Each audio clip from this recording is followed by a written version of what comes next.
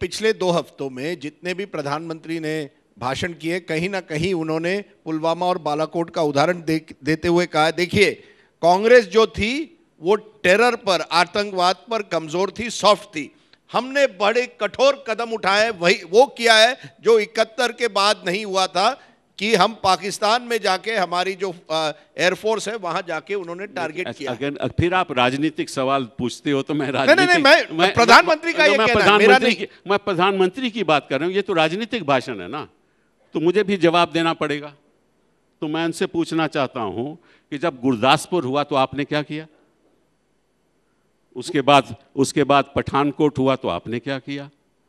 उसके बाद उरी हुआ, 18 लोग 19 लोग मारे गए, तो आपने क्या किया? उनका कहना है उन्होंने सर्जिकल फिर उसके बाद नगरोटा हुआ, आपने क्या किया? फिर उसके बाद 2 जगह और बारामूला हुआ, फिर आपने क्या किया? उस समय तो चुनाव नहीं थे ना। आप सीधा आरोप लगा रहे हैं। आप कह रहे हैं, तो भाषण देने की कोई जरूरत नहीं है। कि जब पहले आतंकवाद 2014 और 18 के बीच जब आतंकवादी हमले हुए तो क्या कर रहे सरकार ने कुछ नहीं किया, और 19 में कर रही है क्योंकि चुनाव है। ये सीधा आरोप लगा रहे हैं। नहीं, मैं आरोप ये लगा रहा हूं, तो आप कह रहे हो पीछे तो आप पोस्टर रखते हो शहीदों के और स्टेज पे आप भाषण देते हो। ये पॉलिटिक्स नहीं है तो क्या है? आप मुझे बताओ। उरी के बाद सर्जिकल स्ट्राइक्स तो हुए थे। फिर आप ताली बजा के कहते हो कि लगता है कि क्राउड का मूड चेंज हो गया है।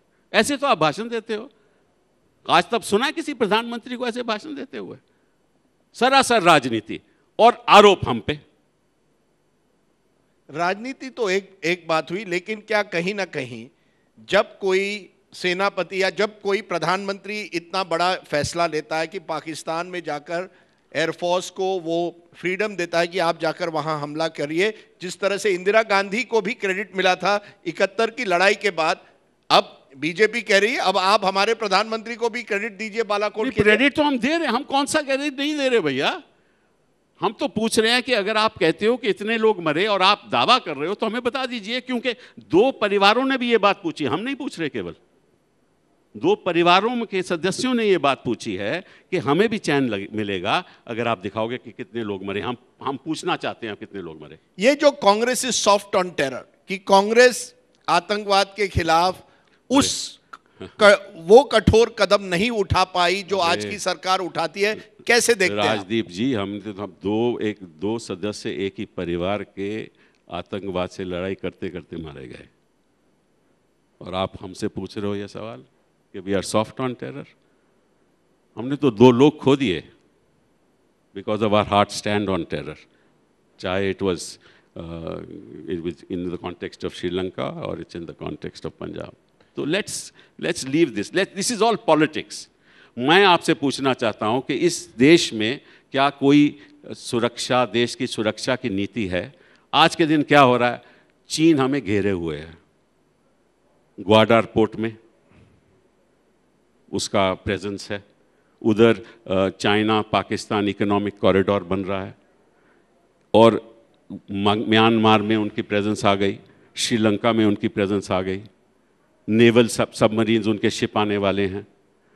आप क्या कर रहे हो? तो आप आर्म सप्लाई कर रहे। China is supplying the maximum arms to Pakistan. उन्होंने नेपाल को भी आर्म्स देने शुरू कर दिए, उन्होंने म्यांमार को भी आर्म्स देने शुरू कर दिए। आप क्या कर रहे हो? आपकी क्या नीति है?